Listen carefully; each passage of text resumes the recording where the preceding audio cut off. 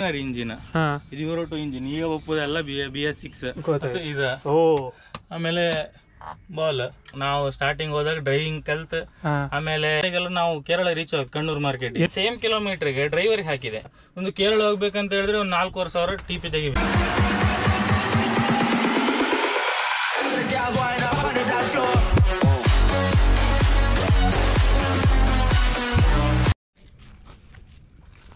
ನಮಸ್ಕಾರ ಸ್ನೇಹಿತರೆ, ನಮ್ಮ ಹೊಸ ವಿಡಿಯೋಗೆ ಸ್ವಾಗತ. ಸೊ ಇವತ್ತು ನಾವು ಒಂದು ಫಸ್ಟ್ ಟೈಮ್ ಒಂದು ಟೂರಿಸ್ಟ್ ವ್ಯಾನ್ ಇದು ವಿಡಿಯೋ ಮಾಡ್ತಾ ಇದ್ದು, ಫೋರ್ಸ್ ಟೆಂಪೋ ಟ್ರಾವೆಲರ್ ಹೇಳಿ. ಸೊ ಇದೀಗ ನಮ್ದೊಂದು ಟೂರಿಸ್ಟ್ ಸೀರೀಸ್ ಇದು ಫಸ್ಟ್ ವಿಡಿಯೋ. ಸೊ ಇದ್ರದ್ದು ಓನರ್ ಕಮ್ ಡ್ರೈವರ್ ನಮ್ಮದು ವಿಲಾಸಣ್ಣ ಅವರು. ವಿಲಾಸಣ್ಣ, welcome to our channel. Thank you. ಮತ್ತು ಗಾಡಿ ಬಗ್ಗೆ ಸ್ವಲ್ಪ ಹೇಳಿ. ಈಗ ನೀವು ಫ್ರಂಟಲ್ಲಿ ಯಾವುದೆಲ್ಲ ಮಾಡಿಫಿಕೇಷನ್ಸ್ ಮಾಡಿಸಿರಿ, ಮತ್ತು ಶೋರೂಮ್ ಸ್ಟಾಕಲ್ಲಿ ಬರುವುದಕ್ಕೂ ಮತ್ತು ನೀವು ಮಾಡಿಸಿರೋದಕ್ಕೂ ಯಾವುದೆಲ್ಲ ವ್ಯತ್ಯಾಸ ಇದೆ ಒಂದು ಸ್ಟಾರ್ಟಿಂಗಿಂದ ನೀವೇ ಹೇಳಿಬಿಡಿ. ಶೋರೂಮಿಂದ ಈಗ ಪ್ರೆಸೆಂಟ್ ಅಂತ ಹೇಳಿದ್ರೆ ಏನು ಖಾಲಿ ಗಾಡಿ, ಫುಲ್ ಖಾಲಿ. ನಿಮಗೆ ನಾರ್ಮಲ್ ಪುಷ್ ಬ್ಯಾಕ್ ಸೀಟ್ ಬಿಟ್ಟರೆ AC ಬರುತ್ತೆ ಅಷ್ಟೇ. ಓಕೆ. ಮತ್ತೆ ಇದು ಮಿರರ್ ಮುಂಚೆ ಈಗ ಪ್ರೆಸೆಂಟ್ ಈಗ BS6 ಅಲ್ಲಿ ಕೊಡ್ತಾ ಇದ್ರು, ಮುಂಚಿದ ಆ ಥರ ಇಲ್ಲ ಮಿರರ್. ಮುಂಚಿನ ಮಿರರ್ ಎಲ್ಲ ಚೇಂಜ್ ಇರುತ್ತೆ. ಓಕೆ. ಇಲ್ಲಿ ಮಂಕಿ ಕ್ಯಾಪ್ ಆಗಲಿ ಕ್ಯಾರಿಯರ್ ಆಗಲಿ ಯಾವುದು ಬರುತ್ತೆ ಎಲ್ಲ ಫುಲ್ ಬೋಳ್ ಇದೆಲ್ಲ ಈಗ ನೀವು ಪರ್ಚೇಸ್ ಮಾಡಿ ರೆಡಿ ಮಾಡಿಸೋದು ಗಾಡಿ ಮಾಡಿಸೋದು. ಬಂಪರು ಹಾಗೆ ಸಿಂಪಲ್ ನಾರ್ಮಲ್ ಬಂಪರ್ ಹೋಗ್ಬೋದು. ಇದು ಯಾವುದು ಬರೋದಿಲ್ಲ, ಈ ಗುಡ್ ರೋಸ್ ಇರೋದಿಲ್ಲ, ಬೋರ್ಡ್ ಇದು ಯಾವುದೂ ಬರೋದಿಲ್ಲ ಶೋರೂಮಿಂದ. ಓಕೆ. ಇದೆಲ್ಲ ನೀವೀಗ ತಗೊಂಡು ಪರ್ಚೇಸ್ ಇದು ಅಂದ್ರೆ ನಾವೀಗ ರೆಡಿ ವೆಹಿಕಲ್ ತಗೊಂಡಿರೋದು. ಖಾಲಿ ಗಾಡಿ ತಗೊಂಡ್ರೆ ಇದ್ರಲ್ಲೂ ಈಗ ಇರುತ್ತೆ ಖಾಲಿ ವೆಹಿಕಲ್ ಇದ್ರೆ ನಾವು ನಮ್ಗೆ ಇಷ್ಟ ಬಂದಂಗೆ ರೆಡಿ ಮಾಡಿಸ್ಕೊಂಡು ಅದು ಅವ್ರ ಮೇಲೆ ಬಿಟ್ಟದು. ಚಾಯ್ಸ್, ಜನರ ಚಾಯ್ಸ್. ಕೆಲವರಿಗೆ ಇಂಟೀರಿಯರ್ ಇಷ್ಟ ಆಗುತ್ತೆ, ಅವರಿಗೆ ಅವ್ರಿಗೆ ನಾವೀಗ ಯಾವ ಟೈಪ್ ಮಾಡುತ್ತೋ ಅವ್ರಿಗೊಂದು ನಮ್ಗೆ ಇಷ್ಟ ಬಂದಂಗೆ ಮಾಡ್ಕೊಳ್ಳ. ಕೆಲವ್ರು ರೆಡಿ ಗಾಡಿ ಇರುತ್ತೆ, ಕೆಲವ್ರು ಹಿಡಿಸೋದಿಲ್ಲ. ನಮ್ದು ಇಷ್ಟ ಹೆಂಗಿರುತ್ತೆ ಅವ್ರಿಗೆ ಸ್ವಲ್ಪ ಟೇಸ್ಟ್ ಎಲ್ಲ ಅವ್ರ ಪರ್ಸನಲ್ ಚಾಯ್ಸ್. ಮತ್ತೀಗ ನೀವೀಗ ಈ ನಿಮ್ದು ಗಾಡಿ ಇಲ್ಲ ಯಾವ್ದಲ್ಲ ಅಂದ್ರೆ ಕಂಪನಿಗೆ ಮತ್ತೆ ಈಗ ಯಾವ್ದು ಚೇಂಜಸ್ ಇತ್ತು? ಈಗ ತುಂಬಾ ಇದೀಗ ನಮ್ದು ಆರ್ಡಿನರಿ ಇಂಜಿನ್, ಇದು ಯೂರೋ 2 ಇಂಜಿನ್ ಈಗ ಒಪ್ಪುದೆಲ್ಲ BS6. ಇದು BS3 ಇದು BS3 ಇದ್ರ ನೆಕ್ಸ್ಟ್ 17 ನಂತರ 17 ಹಾಗೆ 17 ಅಲ್ಲಿ ಇತ್ತು ಯೂರೋ 2. ಬಟ್ ಕೆಲವುದಂತ ಹೇಳಿದ್ರೆ ಇದು ಆಕ್ಚುಲಿ ಸೆನ್ಸರ್ ಗಾಡಿ, ಹಾಫ್ ಸೆನ್ಸರ್ ಗಾಡಿ ಆರ್ಡಿನರಿ ಮಾಡೋದು, ಆರ್ಡಿನರಿ ಡಬಲ್ ಸ್ವಿಚ್ ಪಂಪ್ ಮಾಡಿದ್ದು. ಅಂದ್ರೆ ಈಗ ಒಪ್ಪು ಗಾಡಿ ಎಲ್ಲ BS4 sensor, BS6 full sensor. ಅಂದ್ರೆ ಲೋಕಲ್ ವರ್ಕ್ಶಾಪ್ ಅಲ್ಲೆಲ್ಲ ನೋಡುದು ಬಾರಿ ಕಷ್ಟ. ಈಗ ಶೋರೂಮಿಗೆ ಹೋಗಿ ನಮ್ದೀಗ ನಾವು ಲೋಕಲ್ ನಮ್ ಬೀಜಾಡಿಯಲ್ಲಿ ವರ್ಕ್ಶಾಪ್ ಇತ್ತು, ಅಲ್ಲೇ ಮಾಡೋದೆಲ್ಲ ಕಂಪ್ಲೀಟ್ ಕೆಲಸ ಆಯ್ತು ಮಾತ್ರ. ಕಂಪ್ಲೀಟ್ ಅಂದ್ರೆ ಶೋರೂಮ್ ಇಂದ ವೆಹಿಕಲ್ ಅಂದ್ರೆ ಆದ್ರೆ ಈಗ ಅಲ್ಲ, ನಾವು ಬೀಜಾಡಿಯಲ್ಲಿ ಅವ್ರಿಗೆ ಸಹಿತ ಕಂಪ್ಯೂಟರ್ ಇತ್ತು ಹಾಕಿ ನೋಡ್ಕೊ. ಅದ್ರಲ್ಲಿ ಒಂದು ಚಿಕ್ಕ ವೈರ್ ಎಲ್ಲರೂ ಪ್ರಾಬ್ಲಮ್ ಬಂದ್ರು, ಗಾಡಿ ಪ್ರಾಬ್ಲಮ್ ಎಂತಾರು ಒಂದು ಎಕ್ಸ್ಲೇಟರ್ ರೈಸ್ ಆಯ್ತು, ಎಂತಾರು ಮೀಟರ್ ಬೋರ್ಡ್ ಅಲ್ಲ ಇಂಡಿಕೇಶನ್ ಕಂಪ್ಯೂಟರ್ ಹಾಕಿ ನೋಡ್ಬೇಕು ಇಲ್ಲಾಂದ್ರೆ ಗೊತ್ತಾಗೋದಿಲ್ಲ, ಅದೊಂದು ಪ್ರಾಬ್ಲಮ್ ಸಮಸ್ಯೆ. ಮತ್ತೆ ಅಣ್ಣ ನಾನು ಇನ್ನೊಂದು ಸ್ಪೆಷಲ್ ಕೇಳ್ಬೇಕು ನಿಮ್ಮ ಹತ್ರ. ಕೆಲವು TT ಈಗ 6 ವೀಲರ್ TT ಇರುತ್ತೆ, ನಿಮ್ದೀಗ 4 ವೀಲರ್, ಅದಕ್ಕೂ ಮತ್ತೆ ನಿಮ್ ಗಾಡಿಗೂ ಎಂತ ಡಿಫ್ರೆನ್ಸ್? ಅಂದ್ರೆ ಅದು 2+2 26 ಸೀಟರ್ ಬರುತ್ತೆ. ಈಗ TT ಸೆಗ್ಮೆಂಟ್ ಅಲ್ಲಿ 10 ಸೀಟರ್ ಬರುತ್ತೆ, ಇದು ಈಗ 12+1 ಆಕ್ಚುಲಿ 10 ಅಂತ ಹೇಳಿದ್ರೆ ನಾವೀಗ ಇದು 14 ಸೀಟರ್ ಅಂತ ಹೇಳಿದ್ರೆ ಈ ಮಿಡ್ಲ್ ರೋ ಅಲ್ಲಿ ಸೀಟ್ ಬರುದಿಲ್ಲ. ಆಮೇಲೆ ಫ್ರಂಟ್ ಸೀಟ್ ಇಲ್ಲ, 12+1 ಅಷ್ಟೇ, 12 ಪ್ಯಾಸೆಂಜರ್ 1 ಡ್ರೈವರ್ ಅಷ್ಟೇ. ನಾವೀಗ 14 ಅಂದ್ರೆ ನಮ್ ಲೋಕಲ್ ಅಲ್ಲಿ ಇದೆ, ಇದ್ರಲ್ಲೇ 9 ಸೀಟರ್ ಬರುತ್ತೆ. ಆಮೇಲೆ 17 ಸೀಟರ್ ಇದ್ರಕ್ಕಿಂತ ಸ್ವಲ್ಪ ಲೆಂತ್ ದೊಡ್ಡದು. ಸೊ ಈ ಗ್ಲಾಸ್ ಇತ್ತಲ್ಲ ಇದೇ ಲೆಂತ್ ಅಲ್ಲಿ ಇನ್ನೊಂದು ಗ್ಲಾಸ್ ಹಿಂಗ್ ಬರುತ್ತೆ 17 ಸೀಟರ್, 21 ಬರುತ್ತೆ, ಅದು ಮತ್ತು ಉದ್ದ ಲೆಂತ್ ಜಾಸ್ತಿ ಆಗುತ್ತೆ. ಈಗ ಇಷ್ಟು ಗ್ಲಾಸ್ ಇದೆ ಅಂತ ಅಷ್ಟು ಆಡ್ ಆನ್ ಆಗ್ತದೆ, ಅದು 21 ಸೀಟರ್. ಸೊ ನಮ್ ಕರ್ನಾಟಕದಲ್ಲಿ ಇಲ್ಲ, ಗೋವಾ ಮಹಾರಾಷ್ಟ್ರ ಜಾಸ್ತಿ. ಮತ್ತೆ 6 ಸೀಟರ್ ಅಂತ ಹೇಳಿದ್ರೆ 24 ಸೀಟ್ ಸಮಥಿಂಗ್ ಬರುತ್ತೆ ಅದು. ಓಕೆ. ಇದೀಗ ಅಂದ್ರೆ ಈಗ 12+1 ಅಂದ್ರೆ TT ಲೈನ್ ಅಲ್ಲಿ ಇದ್ದದಲ್ಲ ಸಣ್ಣ ಗಾಡಿ ಇದೆ, TT ಇಲ್ಲ ಇದಕ್ಕಿಂತ ಸಣ್ಣದುಂಟು, ಇದಕ್ಕಿಂತ ಸಣ್ಣದಿತ್ತು 9 ಸೀಟರ್. ಓಕೆ. ಇದು ಗೇರು ಬೀಜ ಫ್ಯಾಕ್ಟರಿ ಆರೆಂಜ್ ಕಲರ್ ಅದು. ಓಕೆ. ಇದು ಮಾಡ್ತಾರಲ್ಲ ಈ ಕುಂದಾಪುರ ಸರೌಂಡಿಂಗ್ ಅಲ್ಲಿ ಯಾವ್ದೊಂದು ಗಾಡಿ ಇತ್ತು ಅಷ್ಟೇ, 10 ಸೀಟರ್ ಅಂತ ಹೇಳಿ ಕುಂದಾಪುರ ಸರೌಂಡಿಂಗ್ ಅಲ್ಲಿ ಒಂದು ಗಾಡಿ. ಓಕೆ. ಬಿಟ್ರೆ ಇದ್ರಲ್ಲಿ ಸ್ವಲ್ಪ ಅಗ್ಲ ಗಾಡಿ ಬಂತು 4 ವೀಲರ್, ಅಗ್ಲ ಗಾಡಿ, ಅದು 2+2. ಕೆಲವರು ಎಂತ ಮಾಡ್ತಾರೆ ಕಂಫರ್ಟಿಗೋಸ್ಕರ ಅದನ್ನ ಇದೇ ಟೈಪ್ 2+1 ಅದ್ ನಿಮ್ಗೆ ಮಿಡ್ಲ್ ಸ್ವಲ್ಪ ಸ್ಪೇಸ್ ಒಳ್ಳೆ ಬರುತ್ತಲ್ಲ, ಕಂಫರ್ಟ್ ಅಗ್ಲ ಗಾಡಿ ಅದರ ಒಂದು. ಇದೀಗ ನೀವು ಹೈಯೆಸ್ಟ್ ಲಾಂಗ್ ಟ್ರಿಪ್ ಅಂದ್ರೆ ಎಲ್ಲೆಲ್ಲ ಹೋಯ್ತೀರಿ? ನಾವು ಶಬರಿಮಲೆ ಎಲ್ಲ ಫುಲ್ ಮಹಾರಾಷ್ಟ್ರ, ನಮ್ದು ಈಚೆಗೆ ವೆಲಂಕಣಿ. ಈ ವೆಹಿಕಲ್ ತಗೊಂಡಾಗಲ್ಲ, ಅದ್ ಮುಂಚೆ ನಮ್ದು ಇನ್ನೊಂದು ಹಳೆ TT ಇತ್ತು, ಅದ್ರಲ್ಲೇ ಎಲ್ಲ ಹೋಗಿತ್ತು, ವೆಲಂಕಣಿ ಗೋವಾ ಎಲ್ಲ ಹೋಗಿತ್ತು. ಸೊ ಇದ್ರಲ್ಲಿ ನೋಡಕ್ ಹೋದ್ರೆ ಲಾಂಗ್ ಅಂತ ಹೇಳಿದ್ರೆ ಶಬರಿಮಲೆ ಲಾಂಗ್. ಈ ಸಲ ಜಾಸ್ತಿ ಆಗಿಲ್ಲ, ಒಂದ್ 2 ಟ್ರಿಪ್ ಆದ್ದು ಈ ಸೀಸನ್ ಅಲ್ಲಿ ನೋಡ್ಕ. ಓಕೆ. ಮತ್ತೀಗ ಬ್ಯಾಕ್ ಪ್ರೊಫೈಲ್ ಅಲ್ಲ ನೀವೀಗ ಒಂದು ಏನೆಲ್ಲ ಮಾಡ್ತಿದ್ರಿ ಅಂದ್ರೆ ಈಗ ನಾರ್ಮಲ್ ರೆಗ್ಯುಲರ್ ಶೋರೂಮ್ ಇಂದ ಬರುವಂತ TT ಅಂದ್ರೆ ಈ ನಿಮ್ಗೆ ಆಲ್ಮೋಸ್ಟ್ ಈ ಲ್ಯಾಡರ್ ಒಂದು ನಾವು ಎಕ್ಸ್ಟ್ರಾ ಹಾಕಿದ್ವಿ, ಮತ್ತೆ ಮೇಲ್ಗಡೆ ಸ್ಪಾಯ್ಲರ್ ಇದು ಅಂದ್ರೆ ನಾನು ಅಡಿಷನಲ್ ಆಗಿ ಮಾಡೋದು ಯಾವ್ದು ಇಲ್ಲ, ರೆಡಿ ಗಾಡಿ ತಗೊಂಡದ. ರೆಡಿ ಗಾಡಿ, ಓಕೆ. ಆಸ್ ಇಟ್ ಇಸ್ ಹಾಗೆ ಇತ್ತು, ಗಾಡಿ ಆಗಿತ್ತು ಹಾಗೆ ಇತ್ತು. ಓಕೆ. ನಾವೇ ಮತ್ತೆಂತ ಎಕ್ಸ್ಟ್ರಾ ಇದ್ ಮಾಡ್ಲಿಕ್ಕೆ ಹೋಗ್ಲಿಲ್ಲ, ಹಾಗೆ ಇತ್ತು.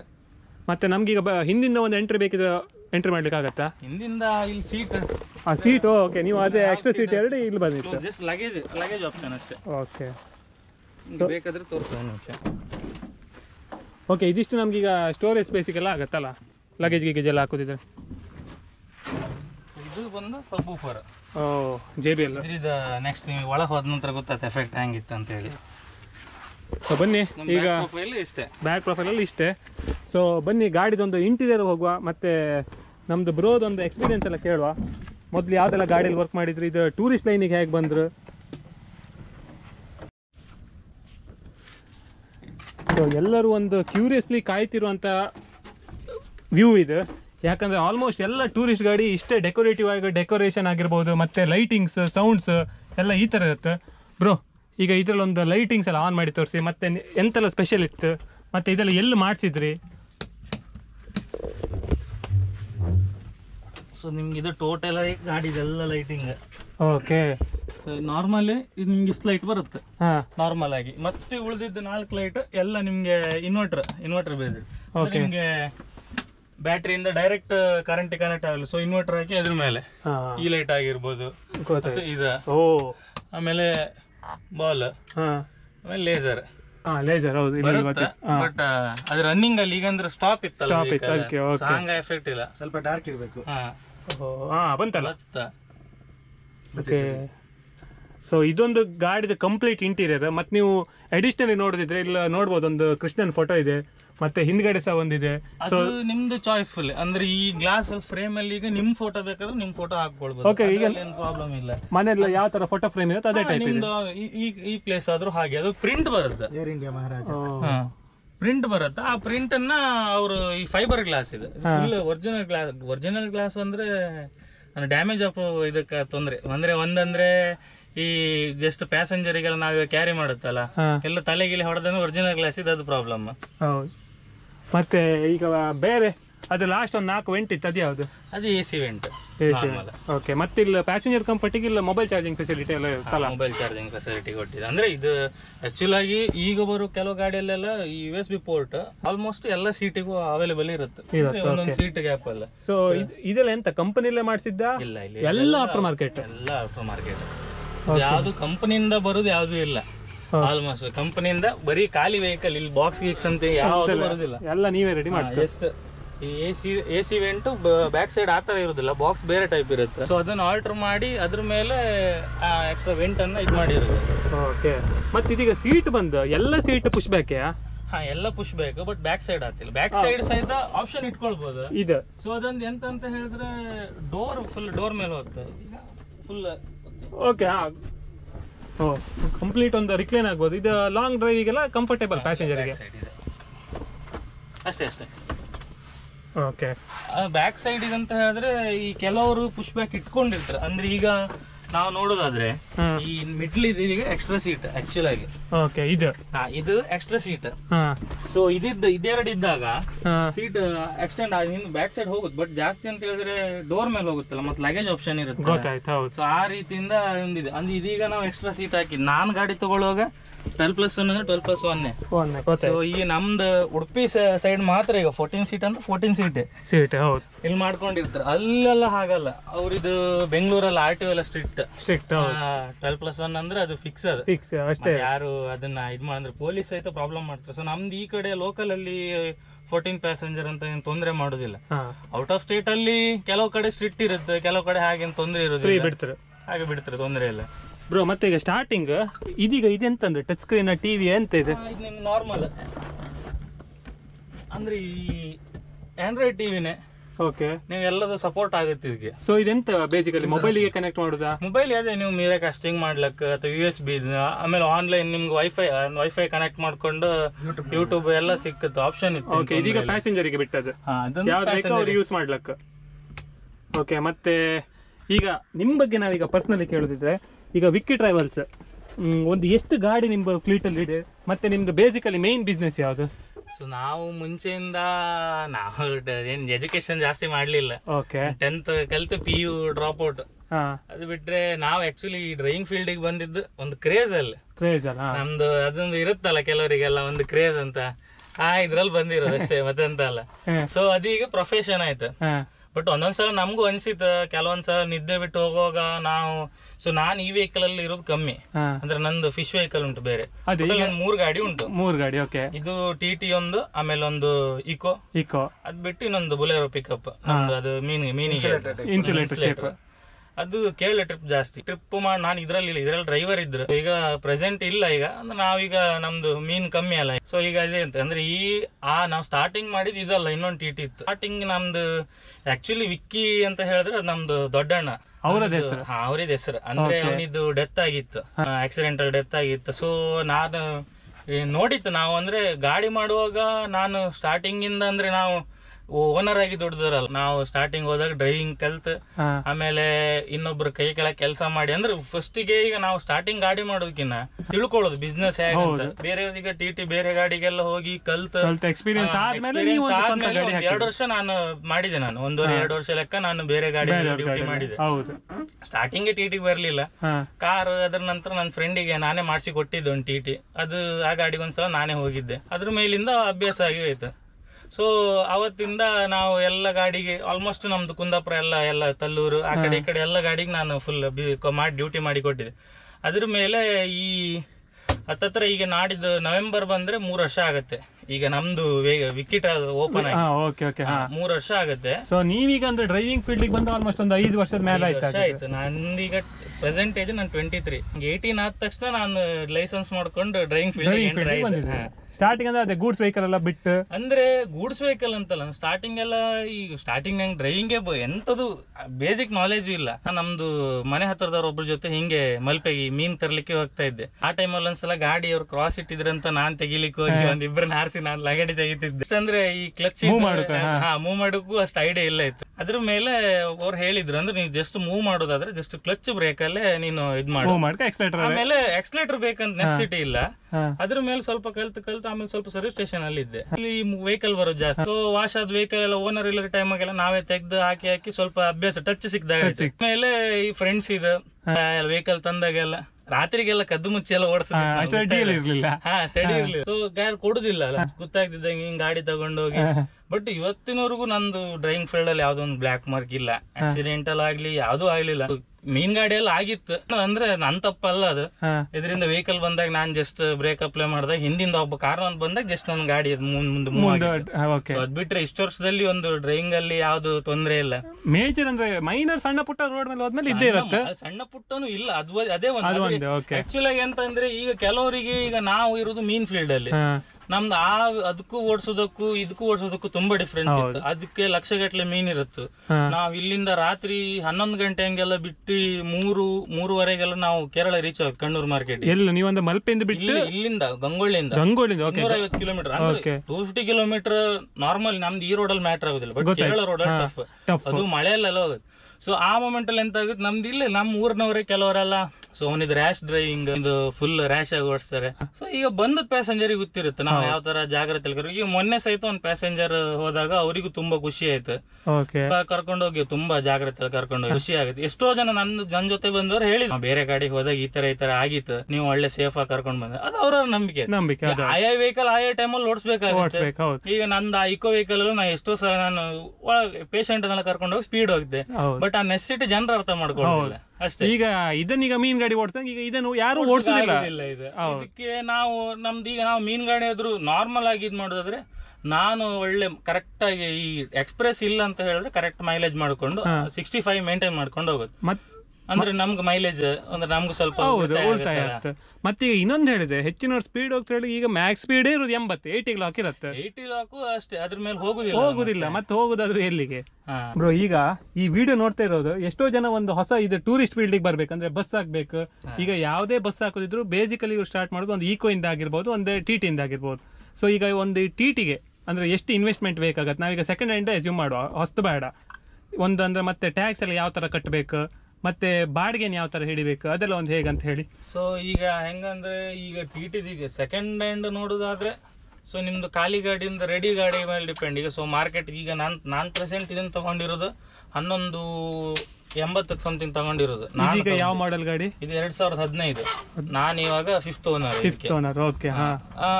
ಅಂದ್ರೆ ಈಗ ಮುಂಚಿನ ಗಾಡಿಗಳು ಹೇಗಂದ್ರೆ ಮೀಟರ್ ಬೋಲ್ಟ್ 1 ಲಕ್ಷ ಆದ ನಂತರ 0 ಆಗುತ್ತೆ. ಇದಕ್ಕೆ ಮತ್ತೆ ಅಡಿಷನಲ್ ಏನು ಮಾಡ್ಲಿಕ್ಕೆ ಆಗುದಿಲ್ಲ. ರನ್ ಆದ ತಕ್ಷಣ 0 ಆಗಿ ವಾಪಸ್ 0. 1 ಲ್ಯಾಕ್ ಆದ ನಂತರ ಫುಲ್ 0 ಆಗುತ್ತೆ. Normal analog meter. ಅದು ಈಗ ಪ್ರೆಸೆಂಟ್ BS6 ಅಲ್ಲ ಆದ್ರೆ ಇದು ಮಾಡ್ಬೋದು. 10 ಕಿಲೋಮೀಟರ್ ಸಹಿತ ಕೆಲವರು ಉಲ್ಟಾ ಮಾಡ್ತಾರೆ. ಅದಕ್ಕೆ ಅದು ಅವ್ರವ್ರ ನೀಡ್ ಎಂತ ಮಾಡ್ಲಿಕ್ಕಿಲ್ಲ. ಸೊ ಇದಕ್ಕೆ ಮೇಂಟೆನೆನ್ಸ್ ನೋಡಕ್ ಹೋದ್ರೆ ಆಕ್ಚುಲಿ 20,000 ಆಯಿಲ್ ಚೇಂಜ್ ಇದೆ. Oil, diesel filter, oil filter, air filter ಎಲ್ಲ ಇದ್ ಮಾಡುದು. ಸೊ ಅರೌಂಡ್ ಒಂದು 5,000 ತನಕ, 4,500 ಇಂದ 5,000 ತನಕ. ಅಂದ್ರೆ ನೀವು ಬರೀ ಆಯಿಲ್ ಮತ್ತೆ ಇದ್ರದ್ ಮಾತ್ರ ನೋಡ್ಲಿಕ್ಕೆ ಹೋದ್ರೆ ಒಂದು 4,000. ಮತ್ತೆ ಆಯಿಲ್ ಚೇಂಜ್ ಅಂತಲ್ಲ, ನಾವೀಗ ಬರೀ ಆಯಿಲ್ ಚೇಂಜ್ ಅಂತಲ್ಲ. ಸೊ ಈಗ ಬೇರೆ ಇದ್ರಲ್ಲಾದ್ರೆ ನಮ್ದೀಗ ಈಕೋದಾಗ್ಲಿ ನಮ್ ಪಿಕಪ್ ಇದಾಗ್ಲಿ ಆಲ್ಮೋಸ್ಟ್ ನಾವು ಹೊರಗಡೆ ಹೋಗುದಿಲ್ಲ. ಶೋರೂಮ್ ಮಧ್ಯೆ ಆತರ ಪ್ರಾಬ್ಲಮ್ ಬಂದ್ರೆ ಮಾತ್ರ ಹೋಗ್ತೀವಿ. ಸೊ ಆಗ ಆಯಿಲ್ ಚೇಂಜ್ ಟೈಮ್ ಅಲ್ಲಿ ಏನೆಲ್ಲ ತೊಂದ್ರೆ ಇರುತ್ತೆ ಅವಾಗ ರಿಸಾಲ್ವ್ ಮಾಡಿ ಬಿಡ್ತಾರೆ.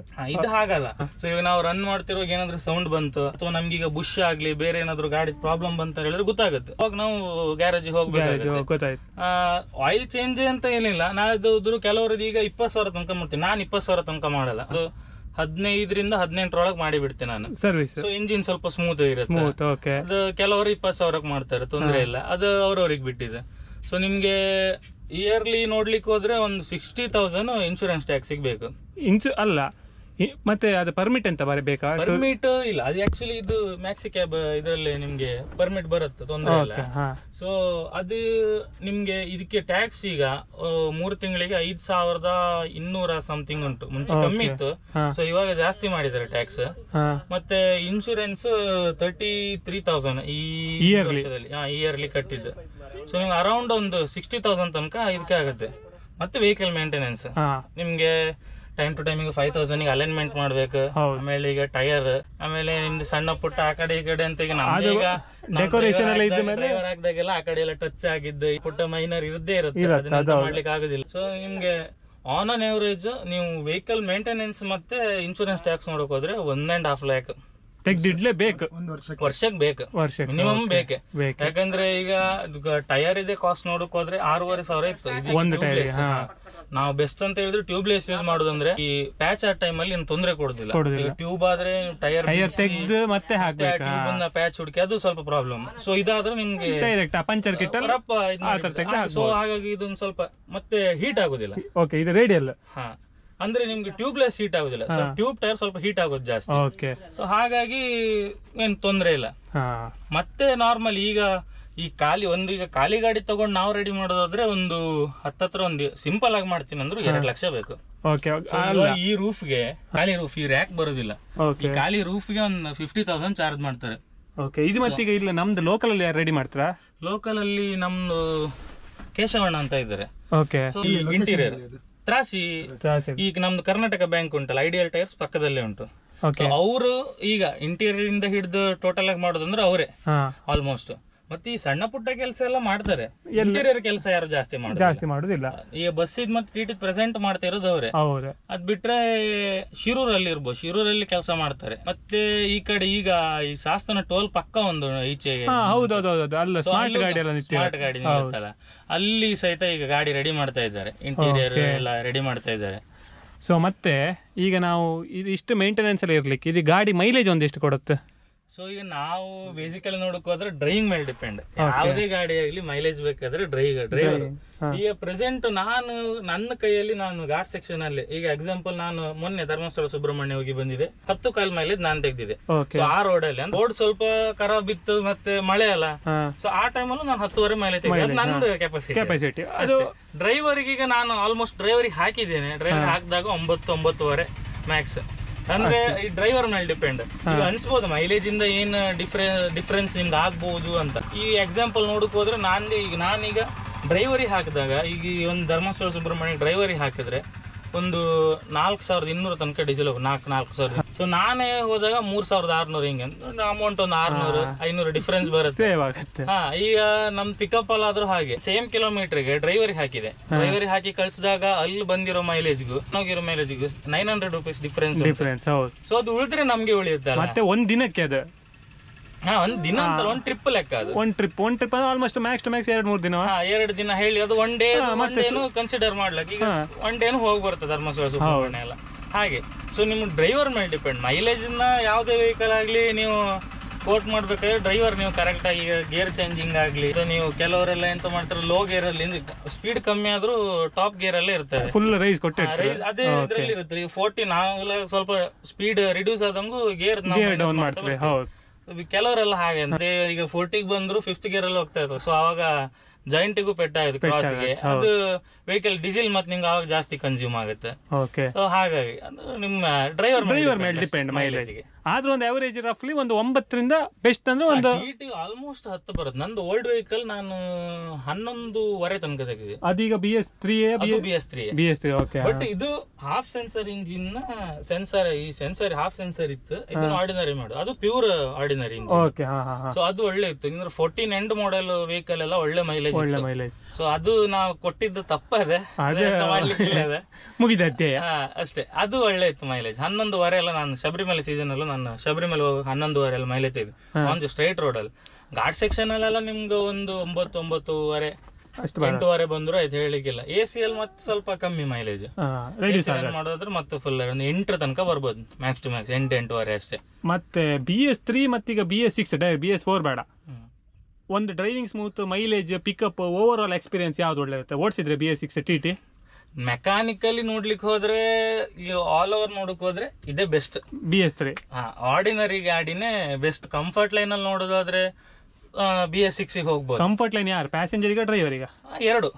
ಓಕೆ, ಪ್ಯಾಸೆಂಜರ್ ಇದೀಗ ಹೊಸ ವೆಹಿಕಲ್ ಒಂದು ಇದೀಗ ನಂದು ಈಗ 2015 ಅಂತ ಹೇಳಿದ್ರೆ ಈಗ ನಾಡಿದ್ದು ಅಕ್ಟೋಬರ್ ಅಲ್ಲಿ 10 ವರ್ಷ ಆಗತ್ತೆ. ರನ್ ಆಗಿರುತ್ತೆ ಅರ್ಥದಲ್ಲಿ ನೀವು ಹೇಳೋದು ಆ ಲೆಕ್ಕದಲ್ಲಿ ಅಷ್ಟೇ. ಅಂದ್ರೆ ವೆಹಿಕಲ್ ಇಟ್ಕೊಳ್ಳೋದು ನಮ್ದೇ ನಾರ್ಮಲ್ ಆಗಿ. ಈಗ ಕೆಲವೊಂದು ಇದ್ರಲ್ಲಿ ಹೊಂಡ ಗಂಡಿ ರೋಡ್ ಎಲ್ಲ ಸೌಂಡ್ ಬರೋದು ಎಲ್ಲ ಏಜ್ ಆದ್ಮೇಲೆ ಯೂಶಲಿ ಬೈಕ್ ಆದ್ರೂ ಅಷ್ಟೇ, ಕಾರ್ ಆದ್ರೂ ಅಷ್ಟೇ. ಓಡಿಸಿ ಅಂತ ಹೇಳಿದ್ರೆ ಕೆಲವೊಂದು ಐಟಮ್ ಎಲ್ಲ ಲೂಸ್ ಆಗಿರುತ್ತೆ. ಸೀಟ್ಸ್ ಎಲ್ಲ ಆದ್ರೂ ಹಾಗೆ. ಆ ನಟ್ ಇದು ಬೋಲ್ಟ್ ಅಂತ ಹೇಳೋದು ಫುಲ್ ಇದಾಗತ್ತೆ, ಮತ್ತೆ ಬೆಡ್ ಇರುತ್ತಲ್ಲ. ಸೊ ಅದು ಕಾಲಕ್ರಮೇಣ ಹೋಗ್ತಾ ಬರುತ್ತೆ. ಪ್ಲಾಟ್ಫಾರ್ಮ್ ಇದು ಹಾಗೆ. ಪ್ಲಾಟ್ಫಾರ್ಮ್ ಒಂದ್ 3-4 ವರ್ಷ ಹಂಗೆ ಚೇಂಜ್ ಮಾಡ್ತಾರೆ. ಪ್ಲಾಟ್ಫಾರ್ಮ್ ಅಂದ್ರೆ ಅದಕ್ಕೆ ಪ್ಲೈವುಡ್ ಹಾಕೋದು, ಒಂದು ಇಷ್ಟು ಥಿಕ್ನೆಸ್ ಬರುತ್ತೆ. ಅದ್ರ ಮೇಲೆ ಮ್ಯಾಟ್ ಹಾಕಿ ಬಿಡೋದು. ನಿಮ್ಗೆ ಈಗ ಅಂದ್ರೆ ಪ್ಲಾಟ್ಫಾರ್ಮಿಗೆ ಹತ್ತತ್ರ ಒಂದು 25,000 ಲೆಕ್ಕ ಉಂಟು. 25,000 ನಿಮ್ದು ಈ ಸೈಡ್ ಇದಿತ್ತಲ್ಲ, ಇದಕ್ಕೆ ಒಂದು 15,000, ಒಂದು 40,000 ಲೆಕ್ಕ ಆಗುತ್ತೆ. ಇದಕ್ಕೆ ರೂಫಿಂಗ್ ಈಗ ಒಂದು 50,000. ಮತ್ತೆ ಈಗ ಸಿಸ್ಟಮ್ ಆಲ್ ಓವರ್ ಈಗ ನೋಡ್ಲಿಕ್ಕೆ ಹೋದ್ರೆ, ಒಂದು ಖಾಲಿ ಗಾಡಿ ತಗೊಂಡು ರೆಡಿ ಮಾಡ್ಲಿಕ್ಕೆ ಹೋದ್ರೆ ಸಿಂಪಲ್ ಆಗಿ ಗ್ಲಾಸ್ ರೂಫ್ ಅಲ್ಲ, ನಾರ್ಮಲ್ ರೂಫಿಂಗು ಬರುತ್ತೆ. ಸಿಂಪಲ್ ಆಗಿ ಮಾಡಿದ್ರೆ 2 ಲಕ್ಷ. ಅದ್ರ ಮೇಲೆ ನೀವು ಯಾವ ಟೈಪ್ ರೆಡಿ ಮಾಡ್ಕೊಳ್ತೀರಿ ನಿಮ್ಗೆ ಬಿಟ್ಟಿದೆ. ಗ್ರ್ಯಾಂಡ್ ಆಗಿ ರೆಡಿ ಮಾಡೋದಾದ್ರೆ ಒಂದು 3 ಲಕ್ಷ ಬೇಕೆ. ಹೊಸ TT on road 23 lac something ಉಂಟು. 23 ಲ್ಯಾಕ್ ಪರ್ಚೇಸ್ ಮಾಡಿ ಮತ್ತೆ ಅದಕ್ಕೆ ಇದು ಎಕ್ಸ್ಟ್ರಾ ಇನ್ವೆಸ್ಟ್ಮೆಂಟ್ ಆಲ್ಮೋಸ್ಟ್ ಒಂದು 26-27 ಲ್ಯಾಕ್ ವರೆಗೆ ತೆಗೆದಿಡ್ಬೇಕು ಬಜೆಟ್. ನಾನು ಈ ಹೋದ ವರ್ಷ ಅಂದ್ರೆ ಈ ವರ್ಷ ಸ್ಟಾರ್ಟಿಂಗ್ ಅಲ್ಲಿ ಕೇಳಿದಾಗ 2280 ಇತ್ತು ಆನ್ ರೋಡ್. ಯಾವ್ದು ಇದೇ ಲೆಂತ್ ಇದು? ಇದೆ ಸೇಮ್ ಲೆಂತ್ 12+1. ಓಕೆ. ಸೊ ಅದ್ರ ಮೇಲೆ ಅಡಿಷನಲ್ ನಿಮ್ಗೆ ಅದು ಸ್ಪೀಕರ್ ನಿಮ್ಗೆ TT ಆಕ್ಚುಲಿ ಮಜಾ ಇರುದೇ ಇದೆಲ್ಲ ಹಾಕಿದ್ರೆ. ಈಗ ಪ್ಲೇನ್ TT ಯಾರು ಓಡಿಸೋದಿಲ್ಲ ಶಾಲೆಗೆಲ್ಲ. ಕೆಲವರಂದ್ರೆ ಹೇಗೆ ಗೊತ್ತಾ, ಈಗ ಸಿಟಿ ಕಡೆ ಎಲ್ಲ ಜಾಸ್ತಿ ಜನ ಇದನ್ನ ಕೇಳೋದಿಲ್ಲ. ಮಣಿಪಾಲ್ ಆಗ್ಬೋದು, ಆಲ್ಮೋಸ್ಟ್ ಈಗ ನಮ್ದು ಫ್ರೆಂಡ್ಸ್ ಎಲ್ಲ ಇದ್ರೆ ಆ ಕಡೆ ಮಣಿಪಾಲ್ ಮಂಗಳೂರೆಲ್ಲ ಸ್ಟೂಡೆಂಟ್ಸ್ ಕೇಳೋದು ಜಾಸ್ತಿ. ಸೊ ಇವಾಗ ಔಟ್ ಸೈಡ್ ಇಂದ ಬರ್ತಾರೆ ಕಸ್ಟಮರ್ ಎಲ್ಲ, ಆಲ್ಮೋಸ್ಟ್ ಔಟ್ ಸೈಡ್ ಇಂದ ಆಂಧ್ರ ಮಹಾರಾಷ್ಟ್ರದಿಂದ ಈ ಕಡೆ ತಿರುಗು ಬಂದವರು ಅವ್ರು ಜಾಸ್ತಿ ಕೇಳೋದಿಲ್ಲ. ಅವ್ರಿಗೆ ಸಿಂಪಲ್ ಇರ್ಬೇಕು. ಅಂದ್ರೆ ಫುಲ್ ಆಗಿ ಅವ್ರಿಗೆ ಈ ತರ ಲೈಟ್ ಅವ್ರ ಜಾಸ್ತಿ ಎಕ್ಸ್ಪೆಕ್ಟ್ ಮಾಡೋದಿಲ್ಲ. ಕೆಲವು ಈಗ ನಮ್ದು ಲೋಕಲ್ ಅಲ್ಲಿ ಎಲ್ಲ ಈ ತರ ಮುಂಚೆ ಒಂದ್ ಟೈಮ್ ಹೇಗಿತ್ತು ಅಂತ ಹೇಳಿದ್ರೆ, ಗಾಡಿ ಜಸ್ಟ್ ಯಾವ್ದಾದ್ರು ಗಾಡಿ ಇರ್ಲಿ ಚೆನ್ನಾಗಿರ್ಲಿ ಅಂತ ಹೇಳಿದ್ರೆ, ಈಗ ಜನ ಅದನ್ನ ಕೇಳಿದ್ರೆ ಒಳಗ ಆ ಲೈಟ್ ಇತ್ತ, ಈ ಲೈಟ್ ಇತ್ತ, ನಿಮ್ದು ಗಾಡಿದ ಒಂದು ಫೋಟೋ ಕಳಿಸಿ. ಸೊ ಪ್ರೆಸೆಂಟ್ ಈಗ ಆತರ ಎಲ್ಲರೂ ಅದನ್ನೇ ಕೇಳುದು, ನಿಮ್ದು ಗಾಡಿದ ಒಳಗೆ ಒಂದು ಫೋಟೋ ಕಳಿಸಿ ನೋಡುವ. ಸೊ ಈಗ ಪ್ರೆಸೆಂಟ್ ನೋಡಕ್ ಹೋದ್ರೆ TTದ ಮಾರ್ಕೆಟ್ ತುಂಬಾ ಗಾಡಿಗಳು ತುಂಬಾ ಇತ್ತು. ನಾವು ಸ್ಟಾರ್ಟಿಂಗ್ ಆವತ್ತು ಗಾಡಿ ಮಾಡುವಾಗ ಅವತ್ತಷ್ಟು ಗಾಡಿಗಳಿಲ್ಲ. ಈಗ ಆಲ್ಮೋಸ್ಟ್ ಕುಂದಾಪುರಲ್ಲಿ ತುಂಬಾ ಗಾಡಿ ಆಗಿದೆ. ಎಷ್ಟೋ ಹಳೆ ತಲೆಗಳೆಲ್ಲ ನಾವು ಗಾಡಿ ಕೊಟ್ಟು ಹೋತ್ ಅಂತ ಹೇಳಿ ಕಾಂಪಿಟೇಷನ್. ಸೊ ನಾನು ಇವಾಗ ಈ ಸೀಸನ್ ಅಲ್ಲಿ ಆಲ್ಮೋಸ್ಟ್ ಎಲ್ಲಾ ವೆಹಿಕಲ್ ನವರೀಗ ಸೀಸನ್ ಬಾಡಿಗೆ ಒಂದು ನಾರ್ಮಲ್ ಇವಾಗ ಒಂದು ಧರ್ಮಸ್ಥಳಕ್ಕೆ ಈಗ ಒಂದು 7,500-8 ಸಾವಿರ ನಾರ್ಮಲ್ ತಗೊಳ್ತಾರೆ. ಸೀಸನ್ ಅಲ್ಲಿ 2,000 ಜಾಸ್ತಿ ತಗೊಳ್ತಾರೆ. ಈ ಕೆಲವರು ಎಂತ ಮಾಡ್ತಾರೆ, ಅನ್ಸೀಸನಲ್ ಸಹಿತ ನಮ್ದೇ ಈಗ ನಾವು ನೋಡೋದಾದ್ರೆ ಸೀಸನ್ ಅಲ್ಲ 2,000 ಹ್ಯಾಂಗ್ ಜಾಸ್ತಿ ಚಾರ್ಜ್ ಮಾಡಿ, ಅನ್ಸೀಸನ್ ಅಲ್ಲ ಒಂದು 500 1,000 ಕಮ್ಮಿ ಮಾಡ್ಲೇಬೇಕು. ಸೊ ಇಲ್ಲಾಂದ್ರೆ ವೆಹಿಕಲ್ ಮತ್ತೆ ನಿಲ್ಲತ್ತೆ ಡೆಡ್ ಸುಮ್ನೆ ಡೆಡ್ ನಿಲ್ಲತ್ತಲ್ಲ. ಅವಾಗ ಅನ್ಸುತ್ತೆ ಈಗ ಯಾವಾಗಾದ್ರೂ ಬರೀ ಖಾಲಿ ಮನೇಲಿ ನಿಲ್ಸ್ಕೊಳ್ಳೋ ಬದಲು ಅಟ್ಲೀಸ್ಟ್ ಒಂದು 500 ರೂಪಾಯಿ ಕಮ್ಮಿ ಆದ್ರೂ ಓಡತ್ತ ವೆಹಿಕಲ್. ಈಗ ಜಾಸ್ತಿ ಹಠ ಮಾಡ್ಕೊಂಡು ನಾವು ಬಾಡಿಗೆ ಅದೇ ಬೇಕು ಡಿಮ್ಯಾಂಡ್ ಮಾಡ್ಲಿಕ್ಕೆ ಆಗುದಿಲ್ಲ. ಡಿಮ್ಯಾಂಡ್ ಮಾಡಿದ್ರೆ ಗಾಡಿ ನಿಲ್ಸ್ಕೊಳ್ಬೇಕು, ಮನೆ ಹತ್ರ ನಿಲ್ಸಿ ಮತ್ತೆ ಸುಮ್ನೆ ಒಂದ್ ರನ್ ಆದ್ರೂ ಆಗುತ್ತಲ್ಲ ಅಂತ ಹೇಳಿ ಕೆಲವು ಟೈಮಲ್ಲಿ ನಾವು ಅಂದ್ರೆ ತೀರಾ ಕಮ್ಮಿಗಲ್ಲ, ನಮ್ಗೆ ಈಗ ಏನಾದ್ರು ಗಾಡಿ ಮತ್ತೆ ಟ್ಯಾಕ್ಸ್ ಎಲ್ಲ ಕಟ್ಬೇಕು, ವರ್ಕೌಟ್ ಆಗ್ಲೇಬೇಕು ಅದು. ಸೊ ಹಾಗಾಗಿ ಆ ಟೈಮಲ್ಲಿ ಇದ್ ಮಾಡುತ್ತೆ. ಮತ್ತೆ ಈಗ ಪ್ರೆಸೆಂಟ್ ಒಂದಂತ ಹೇಳಿದ್ರೆ ಹೊಸ ಗಾಡಿ ಮಾಡಿದ್ರೆ ನಿಮ್ಗೆ ಸ್ವಲ್ಪ ಮೆಕ್ಯಾನಿಕಲಿ ಎಲ್ಲ ತೊಂದರೆ ಬರುದಿಲ್ಲ, ನಿಮ್ಗೆಲ್ಲ ಶೋರೂಮ್ ಮೇಂಟೆನೆನ್ಸ್ ಅಲ್ಲ. ಇದಕ್ಕೆಲ್ಲ ಆದ್ರೆ ಸ್ವಲ್ಪ ನೀವು ಜಾಸ್ತಿ ಕೇರ್ ಮಾಡ್ಬೇಕು, ನೋಡ್ತಾ ಇರ್ಬೇಕು. ಸೆಕೆಂಡ್ ಹ್ಯಾಂಡ್ ಗಾಡಿಗೂ ಹೊಸ ಗಾಡಿಗೂ ಡಿಫರೆನ್ಸ್ ಇರುತ್ತಲ್ಲ, ಅದಕ್ಕೆ ಇದನ್ನ ಸ್ವಲ್ಪ ಗ್ಯಾರೇಜ್ ಅಲ್ಲಿ ನೀವು ಇಟ್ಕೊಳ್ಳೋದ್ರ ಮೇಲೆ ಡಿಪೆಂಡ್. ನಾವು ರೆಗ್ಯುಲರ್ ಈಗ ಏನೋ ಆಗಿಲ್ಲ ಅಂತ ಹೇಳಿದ್ರು ಒಂದು ರೆಗ್ಯುಲರ್ ಚೆಕ್ ಮಾಡ್ತೀವಿ, ಒಂದು 2 ವಾರ ಹಿಂಗ್ ಕಂಟಿನ್ಯೂ ಟ್ರಿಪ್ ಇದ್ರೆ ಏನಾದ್ರು ತೊಂದರೆ ಇದ್ರೆ ನಾವು ಗ್ಯಾರೇಜ್ ಹೋಗ್ಬಿಟ್ಟು ಜಸ್ಟ್ ಒಂದು ಜನರಲ್ ಚೆಕಪ್ ಮಾಡಿ ಬಿಡ್ತೇವೆ. ಅದ್ರಿಂದ ಹಾಗಿಲ್ಲ. ಸೊ ಕಂಫರ್ಟ್ ಎಲ್ಲ ಸ್ವಲ್ಪ ಜಾಸ್ತಿಯೇ ಇರುತ್ತೆ ಅದ್ರಲ್ಲಿ. ಹೊಸ ಗಾಡಿ ಮತ್ತೆ ಕೆಲವರಿಗಂತ ಹೇಳಿದ್ರೆ ಹೊಸ ಗಾಡಿಯಲ್ಲಿ ಹೋದ ನಂತರ ಈ ಪ್ಯಾಸೆಂಜರ್ ಕೆಲವರಿಗೆಲ್ಲ ಅಂದ್ರೆ ಇಷ್ಟ ಆಗುತ್ತೆ ಗಾಡಿ, ಅದ್ರಲ್ಲಿ ಹೋದ್ ಕಂಫರ್ಟ್ ಇದ್ರಲ್ಲಿ ಹೋದ್ ಕಂಫರ್ಟ್ ಡಿಫರೆನ್ಸ್ ಬರುತ್ತೆ. ಆ ಟೈಮಲ್ಲಿ ಸ್ವಲ್ಪ ಪ್ರಿಫರ್ ಮಾಡ್ತಾರೆ ಕೆಲವರು ಹೊಸ ಗಾಡಿನ.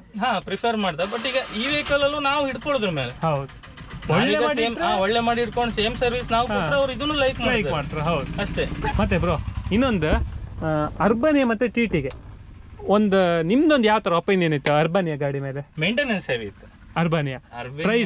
ಪ್ರೈಸ್ ಸಮಥಿಂಗ್ 30 lakh ಸಮಥಿಂಗ್ ಉಂಟು. ಓಕೆ. ಈಗ ಪ್ರೆಸೆಂಟ್ ಉಡುಪಿ ಮಂಗಳೂರಲ್ಲಿ ಎಲ್ಲೋ ಬೋಲ್ಡ್ ಆಪ್ಷನ್ ಇಲ್ಲ ಅರ್ಬನಿಯಾ. ಓಕೆ. ಎಲ್ಲೋ ಬೋಲ್ಡ್ ಇವಾಗ ಈಗ ಇದ್ದಿರ್ಬೋದು, ಸ್ಟಾರ್ಟಿಂಗ್ ಲಾಂಚ್ ಆದಂಗಿಲ್ಲ. ವೈಟ್ ಬೋಲ್ಡ್ ಅಂದ್ರೆ ಈ ಮಠಕ್ಕೆ ಪ್ರೈವೇಟ್ ಕಮರ್ಷಿಯಲ್ ಯೂಸಿಗೆ ಇಲ್ಲ ಅಷ್ಟೇ, ಅದಕ್ಕೆ ಬಿಟ್ರೆ ನಿಮ್ದು ಟೂರಿಸ್ಟ್ ಇದಿಲ್ಲ.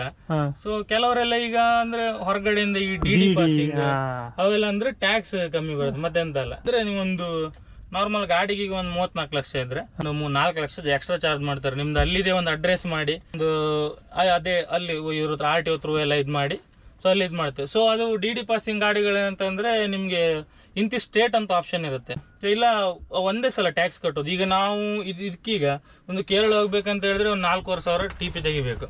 ಎಲ್ಲಿ ಕೇರಳ ಗವರ್ಮೆಂಟ್ ಆಲ್ಮೋಸ್ಟ್ ಟೂರಿಸ್ಟ್ ವೆಹಿಕಲ್ಗೆ ಒನ್ ವೀಕ್ ಮೇಲೆ ಕೊಡುದಿಲ್ಲ.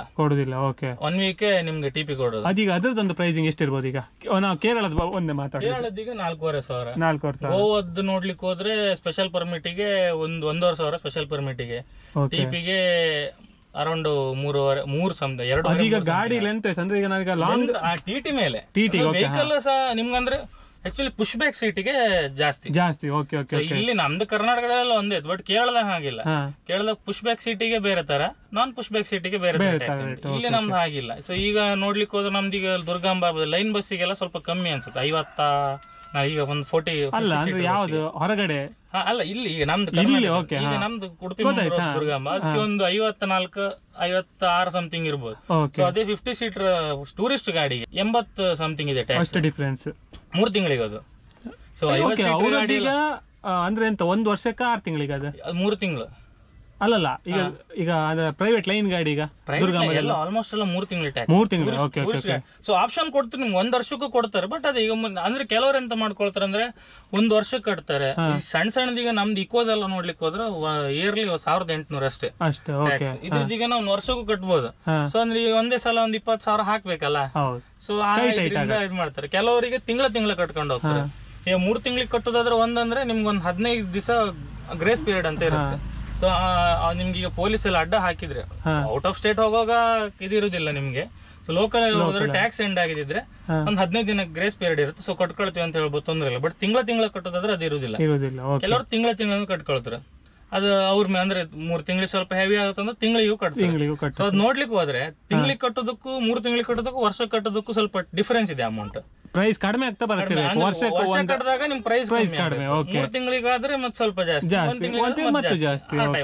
ಮತ್ತೆ ಅದೇ ಇದಂದ್ರೆ ಸ್ಪೆಸಿಫಿಕಲಿ ಕರ್ನಾಟಕ ಬಿಟ್ಟು ಬೇರೆ ಹೋಗ್ಲಿಕ್ಕಿದ್ರೆ ನಾವು ಟ್ಯಾಕ್ಸ್ ಪರ್ಮಿಟ್ ಎಲ್ಲ ತೆಗಿಬೇಕು. ಡಿ ಪಾಸಿಂಗ್ ವೆಹಿಕಲ್ಗೆಲ್ಲ ಆ ಟೈಪ್ ಇಲ್ಲ. ಸೊ ಅವ್ರಿದ್ದು ಹೋಗ್ಬೋದು ಯಾವ ಸ್ಟೇಟಿಗೆ ಆದ್ರೂ ಅದ್ರದ್ದು ಟ್ಯಾಕ್ಸ್ ತೆಗಿಬೇಕಂತ ಇಲ್ಲ. ಸೊ ಆ ರೀಸನ್ ಇಂದ ಕೆಲವ್ರು ಮಾಡ್ಕೊಳ್ಳೋದು. ಬಟ್ ಅವ್ರದ್ದು ವರ್ಷ ಕಟ್ಟೋದು ಅವ್ರದ್ದು ಇಲ್ಲ ಅಂತ ಹೇಳಿದ್ರೆ ಎಷ್ಟು ಸೇವ್ ಆಗ್ಬೋದು ಈಗ ಅವ್ರದ್ದು ಮತ್ತೆ ನಿಮ್ದ್ರಲ್ಲಿ ಅವ್ರಿಗೆ. ಇದು ನಾವು ಪ್ರೆಸೆಂಟ್ ಐಡಿಯಾ ಇಲ್ಲ. ಈಗ ಇಲ್ಲಿ ಲೋಕಲ್ ಅಲ್ಲಿ ಯಾವ್ದು ಗಾಡಿ ಇಲ್ಲ.